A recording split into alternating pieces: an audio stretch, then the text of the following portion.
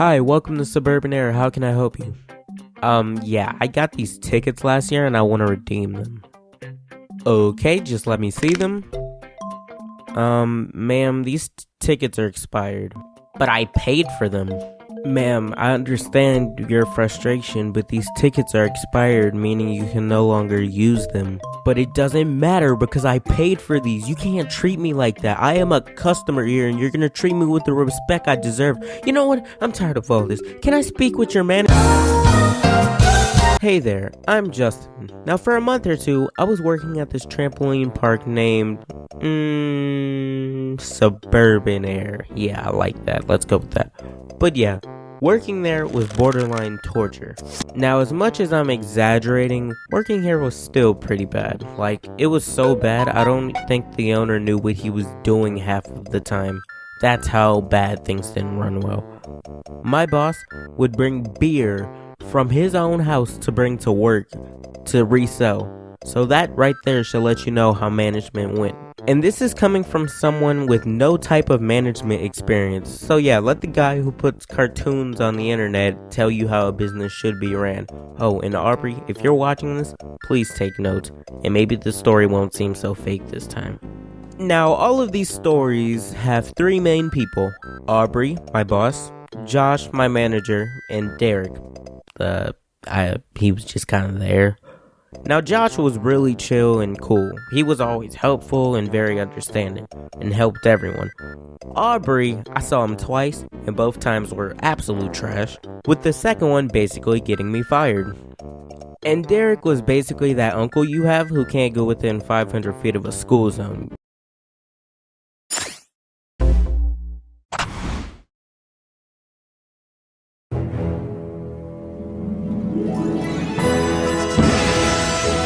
You see, he was kind of a scummy human being. He would do this thing where it didn't matter what age you were or anything.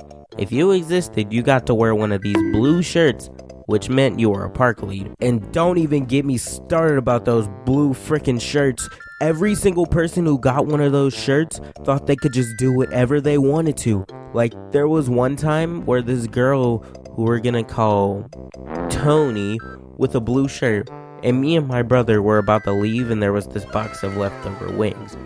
Now usually we're supposed to throw away leftovers, so I asked if we could take them home. He gave an okay. Now I was hungry, so was my brother, and there were about 30 wings in the box, and whatever was left over I would have just given it to my other siblings.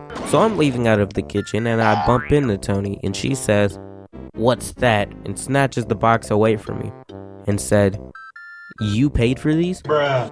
"No, they're leftovers. I'm not gonna pay for something that's about to go in the trash."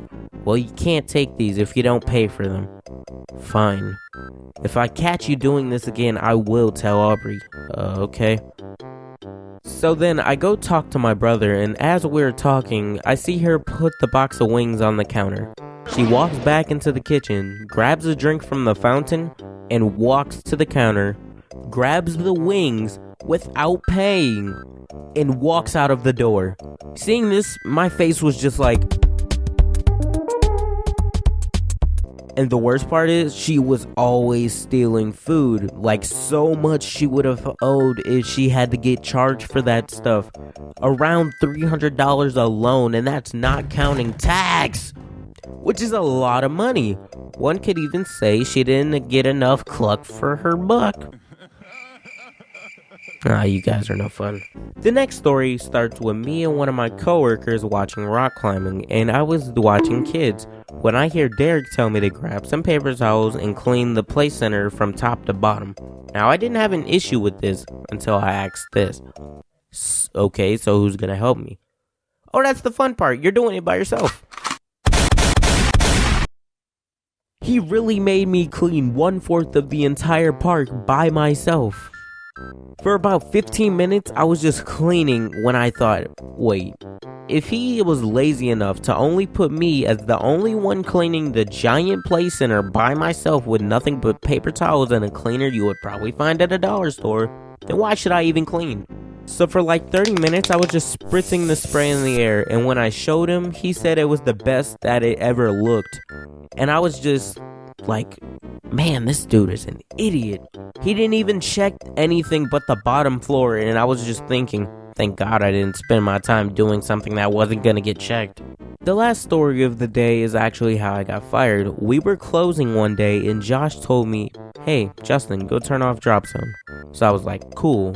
So I got over to drop zone and saw a mix of cables and a fuse box that was barely hanging on. I walk over to Josh and say, how do I turn it off? And Josh says there was a button on the fuse box. Now in my mind, I was already like, this man does not want me to go over there to that jumble of cables and attempt to turn that off. But I digress. I've seen people do it all the time, so I was like, how hard could it be? How hard could it be? So I walked back over to the fuse box and was looking for the button. And I thought I had found it, so I tried to turn it off. Wow! I started to feel weird and honestly kind of weak, so I walked over to Josh and said, Josh, I think I just electrocuted myself. Oh, you'll be fine. Bruh.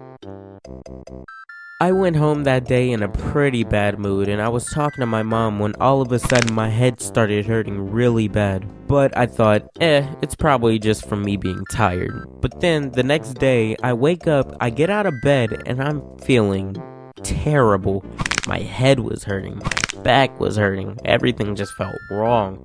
But I thought, hey, maybe I slept wrong.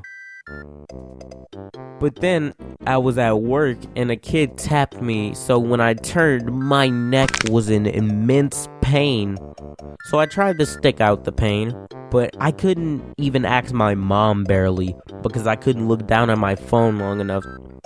But she offered me to take me to the ER, so I was like, let me ask my boss.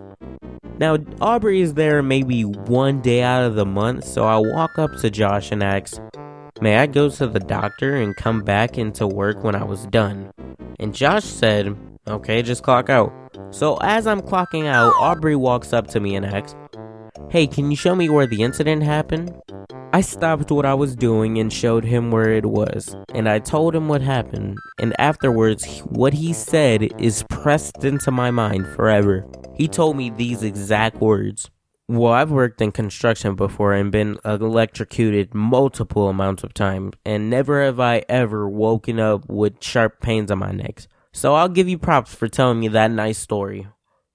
Well, it wasn't a story. I have literally no reason to lie to you, and I've been a perfect employee up until now, but I can go to the doctor and come back today, and I don't even want the day off.